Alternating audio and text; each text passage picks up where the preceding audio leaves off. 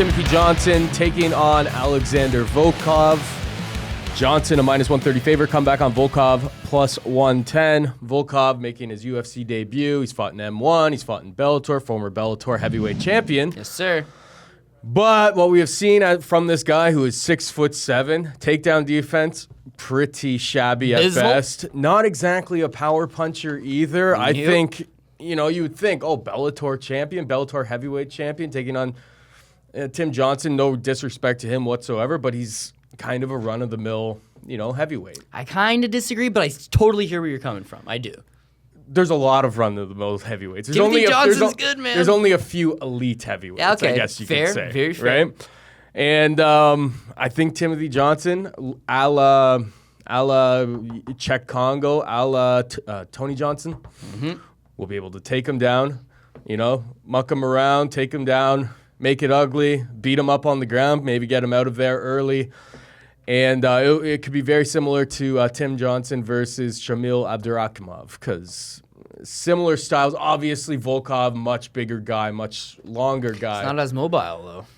But Tim Johnson, he doesn't necessarily look like a fighter on paper, or not on paper. Just if you saw him at the grocery store, I don't know if you would he's a bouncer, and when you see this guy at 6'3", 265 with that big old mustache on him, it's like, I'm just gonna pay the cover charge, and I'm not gonna try to sneak in. I want nothing to do with this big. It's boy. only $10 to get into this club, so I'm just in Minnesota, it's $5. I'm just gonna pay. Here you go, sir. I like Timothy Johnson here, -130. I don't think the price is bad either. He has a very, very visible path to victory over a guy like Volkov. So yeah, give me Timothy Johnson. I agree. Volkov's super cool to watch because he's like you said, maybe he lacks a little bit of punching power, but at 6'7", he's so long, he hits the target. And he's got a sweet submission game off his back. So he's the kind of guy that when you're seeing him in a fight, he likes to finish. He likes to go out there, and so he is so versatile. He can finish it both standing and on the ground. Like me some Volkov. So he signs with Bellator. He wins the Bellator's seasonal tournament for a heavyweight, gets that title, and he takes on Minakov, another Russian heavyweight. Minakov is the ground specialist. Volkov's the striking specialist. Minakov smokes Volkov. So right away, it's like, okay, I know who the better of the two guys are. Minakov recently just got signed to the UFC. Where's that guy at? That's the guy who we should be excited about. So Volkov does he have a fight coming up? I heard he's having trouble with visa, which most of these guys do. Yeah. So I do feel for them. But now you got Volkov. It's like, okay, well, he just lost to an undefeated Russian heavyweight prospect, so it's all good. That lost to Tony Johnson Jr. Now, albeit split decision, it's the takedowns that just eat him up. It's like, what's going on with this guy? Tony Johnson Jr. is a good wrestler. Okay, I'll give him a pass. Chai Congo. It's like, okay, now that's what Congo does, though. The blueprint has been, and we're going to talk about Mark Godbeer later on because that's a big problem.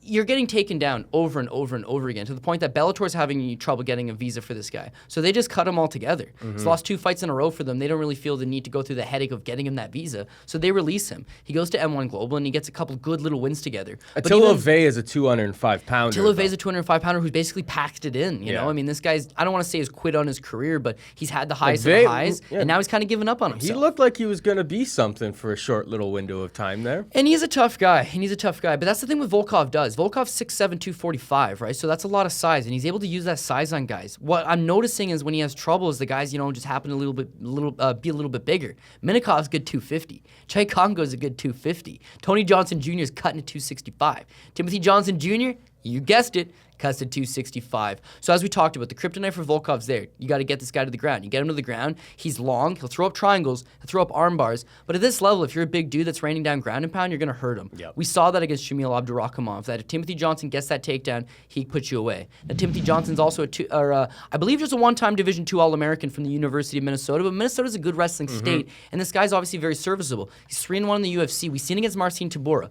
Give him a better striker than he is and see what happens. He loses around against Tybura, but he has that ability to, one, go 3 rounds, which is exceptional for a big guy, has that wrestling, has that grind, and has that will to win. Even his loss to Jared Rochelle, he had a good 3rd round. So I see a lot of promise in Timothy Johnson. I see how he matches up well against Volkov, and ultimately here we have a good stylistical clash that favors a guy like Tony Johnson Jr. So, sorry, not Tony Johnson, Timothy Johnson. Got messed up with the Tony Johnson fight of Volkov.